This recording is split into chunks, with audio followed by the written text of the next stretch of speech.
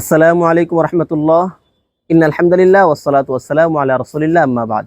প্রিয় দর্শক, আজকে চমৎকার একটি বিষয় নিয়ে উপস্থিত হয়েছি। আশা করি ভিডিওটি আপনারা শেষ পর্যন্ত দেখবেন। বিষয়টা খুবই ছোট, একটু ধৈর্যের সাথে শুনবেন। বিষয়টি হচ্ছে, আমরা ছেলেরা যখন আমরা নাম রাখি তখন যে কোনো একটা ভালো নাম রাখি। কোথাও যখন আমার নামটা লিখতে যাই তখন আমরা কিভাবে লিখি? যারা আমরা মুসলমান, আমরা কিভাবে লিখি? মুহাম্মদ অমুক, যেমন মুহাম্মদ রশিদ মিয়া, মুহাম্মদ হারুন মিয়া, মুহাম্মদ কামরুজ্জামান, এই ধরনের নাম আমরা নামগুলো আমরা মুহাম্মদ দিয়ে ব্যবহার করি।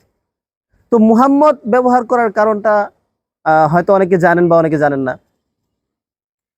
মুহাম্মদটা আসলে কেন ব্যবহার করা হয়? রাসূলুল্লাহ সাল্লাল্লাহু আলাইহি ওয়াসাল্লামের সময়ে যখন মানুষ মুসলমান হয়, তখন মুসলমান এবং ইহুদিদের নাম একই রকম ছিল।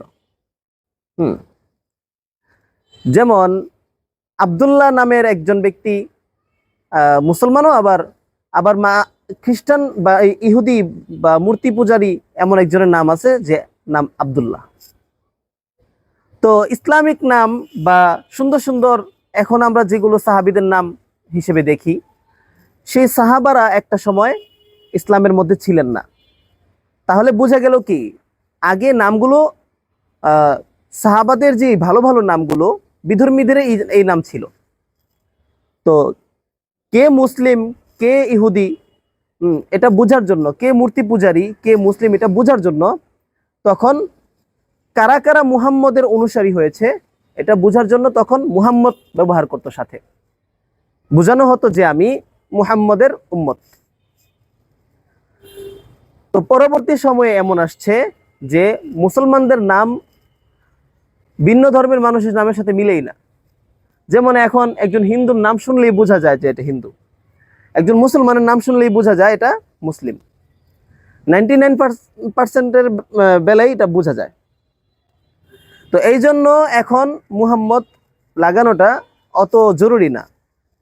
আলেম উলামারা দেখবেন মুহাম্মদ লাগানোর ব্যাপারে এত চাপাচাপি করে না। এখন লেখলে এটা যার যার ব্যক্তিগত ব্যাপার, কিন্তু এটা লাগানো সুন্নাহ বা এটা লাগানো কোনো ইবাদতের অন্তর্ভুক্ত এমনটা মনে করা উচিত নয়।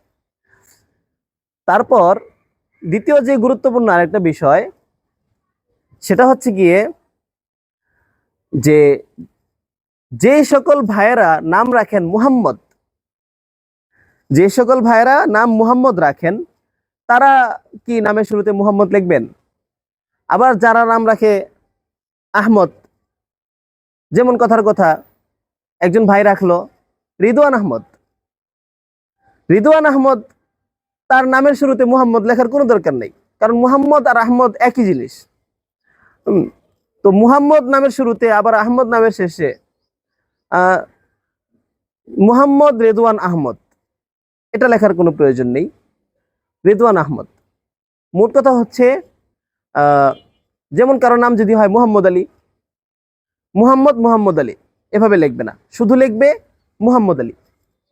তাহলে মুহাম্মদ অথবা আহমদ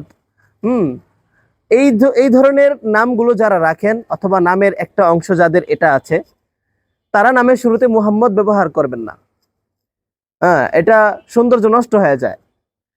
আর অন্যরা কেউ চাইলে মুহাম্মদ ব্যবহার করতে পারেন, না করলেও এটা দূষণীয় কিছু না।